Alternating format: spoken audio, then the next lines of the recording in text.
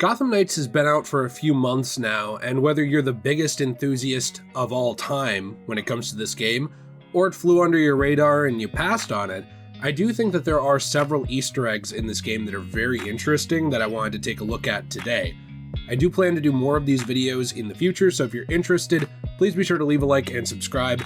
The channel's been kind of struggling a little bit this month especially, so your support really means the world to me in whatever form it takes, whether it's the Patreon channel memberships on the other channel, or just leaving a like and telling me what you think. I will warn you that there are some spoilers in this, as always. The game is not really new anymore, but I'm just warning you in case you haven't played it, there's gonna be some. So without further ado, let's hop into it. Number 5. No matter what continuity of Batman property we're looking at, the GCPD evidence lockup is always home to some very interesting items, as Batman's rogues gallery tends to leave a few of their toys behind once they get arrested.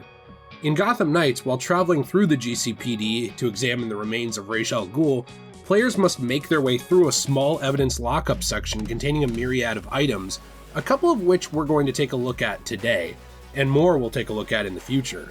Among the interactable items lies a non-interactable and fairly easy to miss item on one of the shelves, which is James Gordon's nameplate.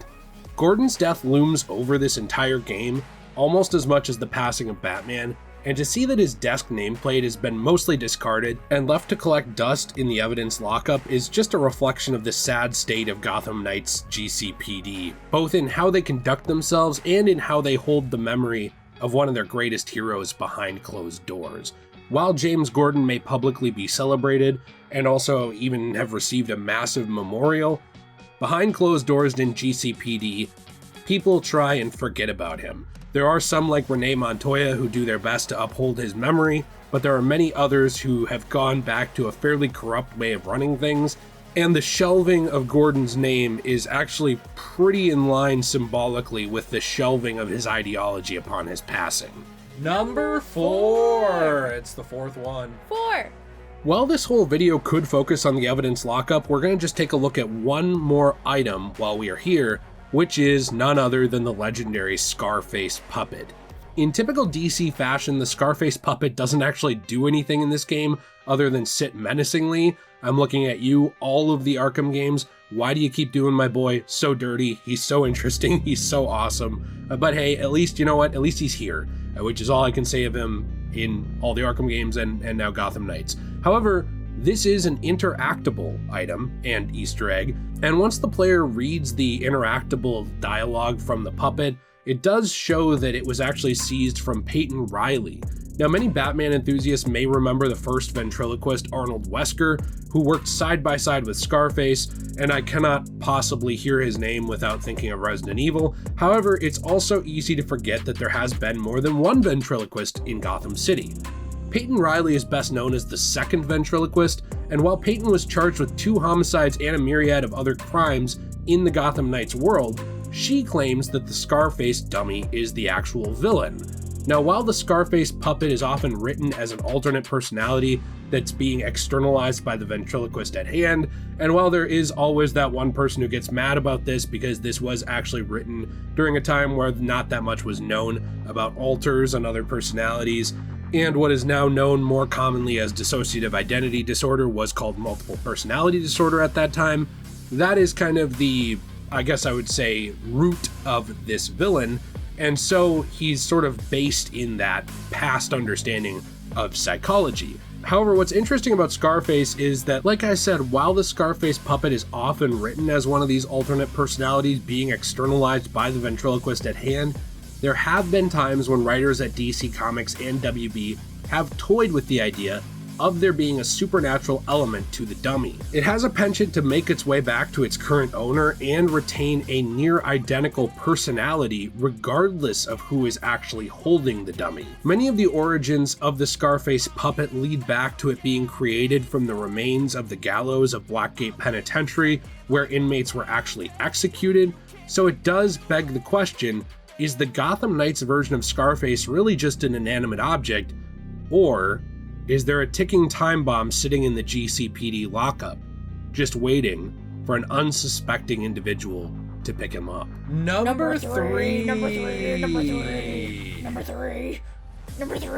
Following Harley Quinn's questline will eventually lead players to the legendary Monarch Theater, and while many will know this location as near where Bruce Wayne's parents were killed by Crime Alley, it actually holds a myriad of Easter eggs and other importance outside of just the Wayne family's passing, seeing as it has historically served as an epicenter for theater and entertainment in the previous eras of Gotham City, especially when it comes to the Gotham Knights continuity. On one of the walls, eagle-eyed heroes will notice an interactable poster of a magician, and this magician may have a bit of a familiar vibe to him upon examination, as it is none other than the legendary John Zatara, whose name may sound familiar to you. While he does have his own list of accomplishments, including in the DCAU especially, teaching Batman the ways of escaping from confines, essentially being his own personal Houdini trainer, John's largest claim to fame in most continuities may be the parenting of the legendary magician and hero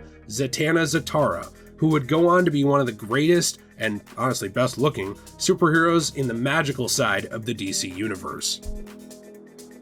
Number two, the numero dos.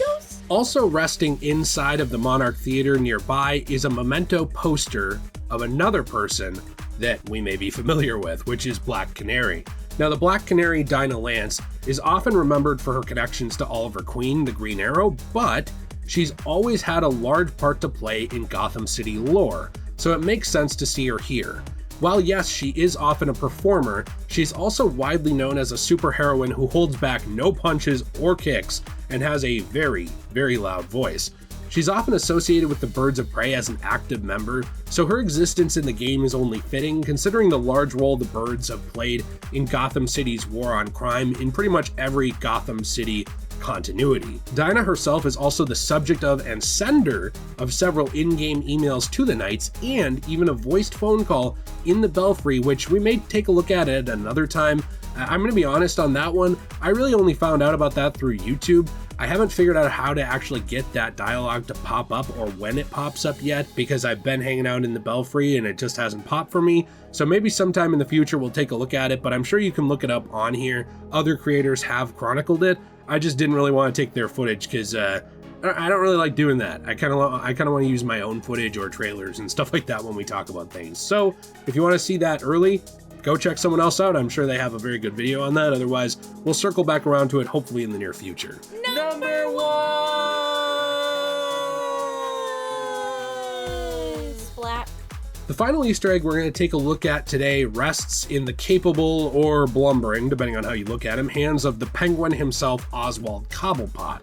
The main story of Gotham Knights will eventually lead to many interactions with this character, and while good old Ozzy claims to have left his life of crime behind him, the man still keeps a robust collection in his private museum exhibits in his own private sections of his Iceberg Lounge building. One item he has on full display is the hat of the Clock King. Now, you may have heard me wrong, I'm not talking about the Cock King, the legendary nickname I had in college, but however, the Batman villain, the Clock King. His history goes back as far as 1960, where he originated actually as a villain of Green Arrow, even though he's now most often associated with Batman because of continuities like the DCAU. There actually have been several people who have held the Clock King moniker, and they've had many interactions with Batman, yet only one has held the Cock King moniker. One of my favorite but often forgotten episodes of Batman the Animated Series is aptly titled The Clock King, and it features the titular villain and his shockingly bad luck origin story. Now, while Nightwing, upon reading the interactable object, simply says that the time is up for the Clock King, Batgirl's dialogue when interacting with this item yields a little bit more information about his existence in the Gotham Knights continuity, as she says that she hasn't heard his name, the Clock King, in ages, meaning this villain has been out of commission for quite a while, but at one point was certainly a problem for the people of Gotham City. Did you enjoy today's video? If you did, please be sure to leave a like, subscribe, let me know what you think. I appreciate you very, very much in the comments down below. I'm doing my best to make the best videos I possibly can, so your constant support of this channel is very much appreciated. And if you're interested, over on our second channel, Degenerate Plays, we are actually playing through Gotham Knights right now. A part just went up today, a little shorter than I'd like because I ran out of time, but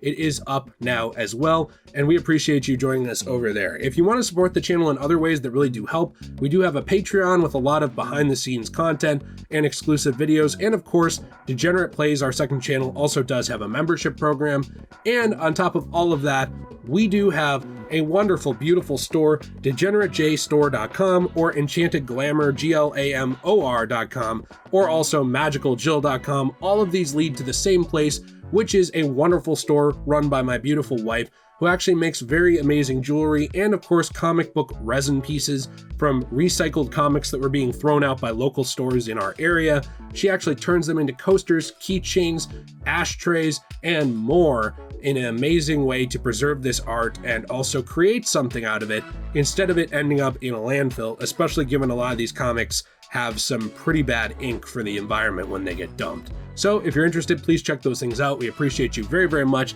Have a fantastic day. And as always, everyone, stay shway.